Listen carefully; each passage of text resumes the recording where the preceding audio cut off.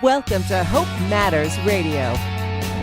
Justin Gall of RE/MAX Centers, our co-host today. We're also joined by Jim DeFrank, one of the all-star real estate agents from the Chadds Ford area from Berkshire Hathaway, Fox and Roach.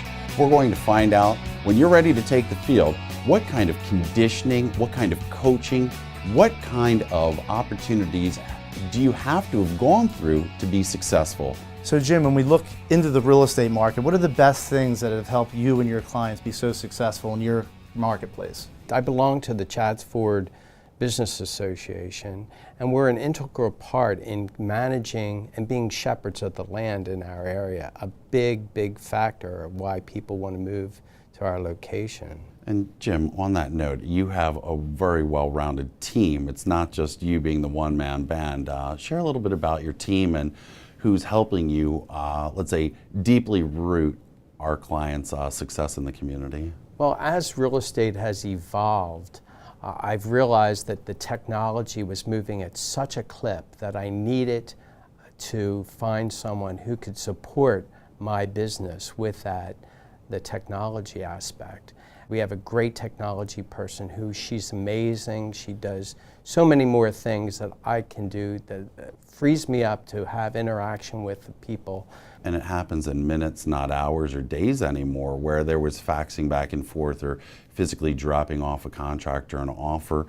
A negotiation that may have taken a week or 2 weeks is now in a matter of an hour or two in some instances. What are some of the biggest issues, or let's say the do's and don'ts?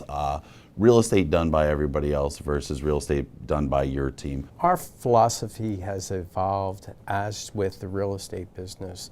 And I think that the preparation, preparing the client, coaching them through every step of the way is critically important. You have to make sure that the seller is aware that we're going to get the septic inspected. Okay.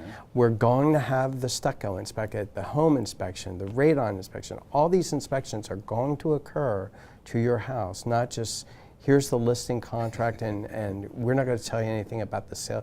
When I list a home, the first thing they get is a copy of a blank agreement of sale, asking them to review everything. Being prepared for the next step is critically important. So the foundational elements have to be established. It's not sign this piece of paper and I'll put the sign in the lawn and we're at settlement. There's a lot that goes on. Jim, and it's actually so refreshing to hear that, because I feel our industry really lacks educating the clients of what needs to be done during a transaction, and that's where these deals blow up in the last minute, because people didn't do their homework and people didn't educate how the process actually works, soup to nuts, from beginning all the way to closing and even after closing. The first thing out of my mouth after I tell my clients we have an offer on your home is to tell them about the agent who brought the offer in, how they presented the offer, how they prepared the offer.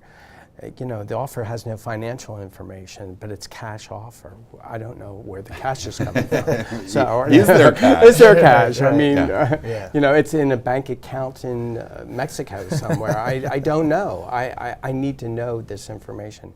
And telling your client these first steps ingrains them for any surprises that might come down the line. So when we take this to the next step, when we're building this foundational component, listing the home is educating them on the contract, the inspections that'll be addressed along the way.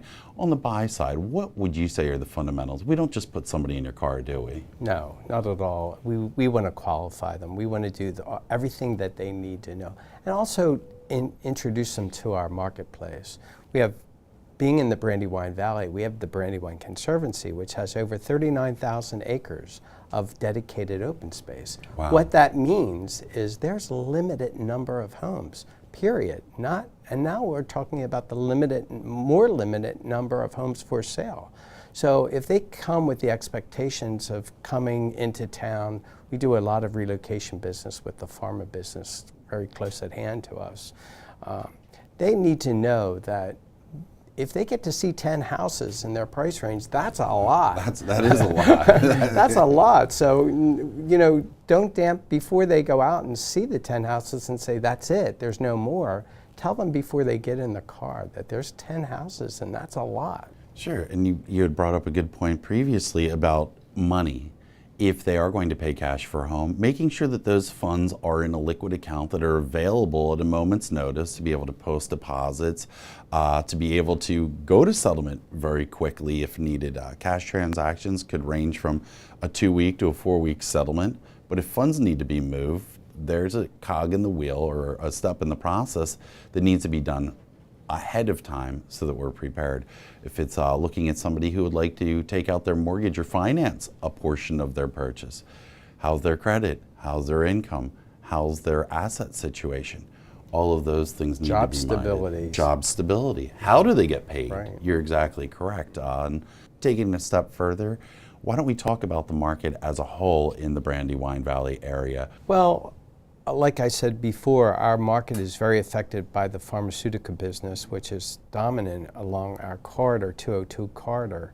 And a couple of local companies have moved out of the area, and others have cut back. So our marketplace has changed somewhat, but there's new industries, there's cottage type industries that have taken its place. You know, having that ability to keep your business community strong keeps your real estate market strong. I've always believed that. And I could only imagine that the local government appreciates that because of the transfer taxes paid on the sale and the purchase of homes too. Sure. So it keeps the money flowing. It also helps keep down the local and the county tax rates, which is a positive influence for what the perceived cost to live in that area may be. Hope Matters Radio is brought to you by the Real Estate Radio Network. Visit hopemattersradio.com for more information. That's hopemattersradio.com. We'll be right back.